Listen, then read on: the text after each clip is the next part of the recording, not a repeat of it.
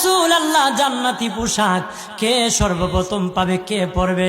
নবী বলেন, আয়েশা রে, জান্নাতি পোশাক সর্বপ্রথম আমি রাসূলুল্লাহ পাবো, কিন্তু আমি নবী সর্বপ্রথম পরব না।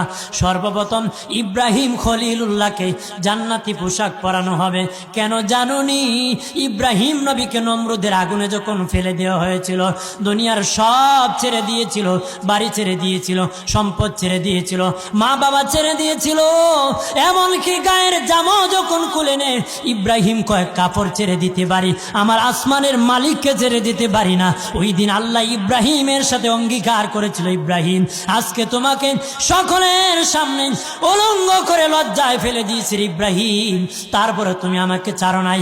আমি কিয়ামতের দিন সকলের সামনে মুসলমান, বেঈমান, কাফের, নাস্তিক যারা তোমাকে উলঙ্গ করেছিল, তাদের সামনে আমি আল্লাহ আনুষ্ঠানিকভাবে তোমাকে কাপড় পরায়া দিব।